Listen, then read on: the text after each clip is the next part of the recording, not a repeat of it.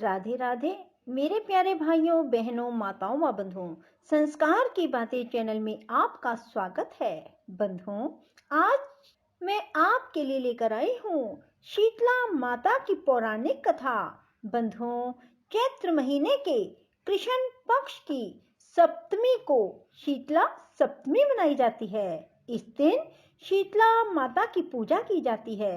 शीतला सप्तमी का वर्णन स्कंद पुराण में भी मिलता है। इसके अनुसार देवी शीतला को दुर्गा और पार्वती का अवतार माना गया है और इन्हें रोगों से उपचार की शक्ति प्राप्त है। इस दिन लोग सूर्योदय से पहले उठकर ठंडे जल से स्नान करते हैं। इसके बाद शीतला माता के मंदिर में जाकर देवी को ठंडा जल अर्पित करके उनकी विधि विधान से पूजा करते हैं, श्रीफल अर्पित करते हैं और एक दिन पूर्व पानी में भिगोई हुई चने की दाल चढ़ाते हैं। शीतला माता को ठंडे भोजन का नैवेद्य लगता है, इसलिए भोजन एक दिन पहले रात में बनाकर रखा जाता है। शीतला सप्तमी की कथा सुनने के बाद घर आकर मुख्य प्रवेश द्वार के दोनों ओर हल्दी से हाथ के 5-5 छापे लगाए जाते हैं। जो जल शीतला माता को अर्पित किया जाता है उसमें से थोड़ा सा बचाकर घर लाते हैं। उससे पूरे घर में छींटे दिए जाते हैं। इससे शीतला माता की कृपा बनी रहती है और रोगों से घर की सुरक्षा होती है। शीतला सप्तमी के दिन घर में चूल्हा नहीं जलाया जाता। बंधुओं, सप्तमी से एक दिन पहले घर में हलवा, पूरी, दही बड़ा, पकौड़ी, पूड़े, रबड़ी आदि बनाई जाती है और सप्तमी के दिन सुबह शीतला माता को भोग लगाकर परिवार की सुख समृद्धि की कामना की जाती है। इस दिन शीतला माता समेत घर के सदस्य भी बासी भोजन ग्रहण करते हैं। इसी वजह से इसे बासुड़ा पर्व भी कहा जाता है। कहा जाता है कि इस दिन के बाद से बासी खाना खाना उचित नहीं होता। यह सर्दियों का मौसम खत्म होने का संकेत होता है और इसे इस मौसम का अंतिम दिन माना जाता है। इस पूजा को करने से शीतला माता प्रसन्न होती हैं। उनके आशीर्वाद से दाह ज्वर, पीत ज्वर, विस्फोटक, दुर्गंध युक्त फोड़े, शीतला की फुंसियां, शीतला जनित दोष और नेत्रों के समस्त रोग दूर हो जाते हैं।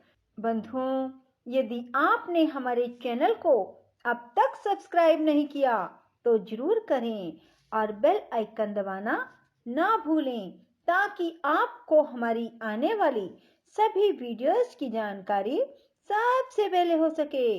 बंधुओं, वीडियो को पूरी सुनने के बाद कमेंट बॉक्स में जय शीतला माता जरूर लिखें। बोलो शीतला माता की जय हो। बंधुओं, शीतला माता की पौराणिक कथा अब मैं आपको सुनाने जा रही हूँ। शीतला सप्तमी के दिन शीतला माता की इस कथा को अवश्य सुने। शीतला माता की इस कथा को सुनने मात्र से आपको कभी भी किसी प्रकार की बीमारी का डर नहीं रहेगा। बंधुओं, शीतला माता यदि नाराज हो जाती हैं तो आपके बच्चों को तरह तरह की बीमारियां लग जाती हैं। आपको स्वयं भी इन बीमारियों का कई बार सामना करना पड़ सकता है। कई बार घरों में आग लग जाती है। बंधुओं, जो मनुष्य भी शीतला माता की इस कथा को सुनते हैं उन्हें किसी प्रकार का कोई डर नहीं रहता। शीतला माता ने सोचा कि धरती पर चलकर देखें कि उनकी पूजा कौन कौन करता है। माता एक बुढ़िया का रूप धारण कर राजस्थान के डूंगरी गांव में गई। माता जब गांव में जा रही थी तभी ऊपर से किसी ने चावल का उबला हुआ पानी डाल दिया। माता के पूरे शरीर पर छाले हो गए और पूरे शरीर में जलन होने लगी। माता दर्द से कराहते हुए गांव में सभी से सहायता मांगने लगी, लेकिन किसी ने भी उनकी नहीं सुनी। गांव में कुम्हार परिवार की एक महिला ने जब देखा कि एक बुढ़िया दर्द से कराह रही है तो उसने माता को बुलाकर घर पर बिठाया और बहुत सारा ठंडा जल माता के ऊपर डाला।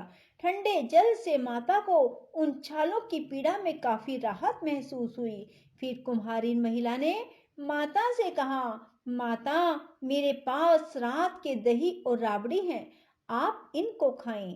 रात के रखे दही और ज्वार की राबड़ी खाकर माता को शरीर में काफी ठंडक मिली। कुम्हारी ने माता को कहा, माता, आपके बाल बिखरे हैं, इनको गूंथ देती हूँ। वो जब बाल बनाने लगी तो बालों के नीचे छुपी तीसरी आंख देखकर डर कर भागने लगी।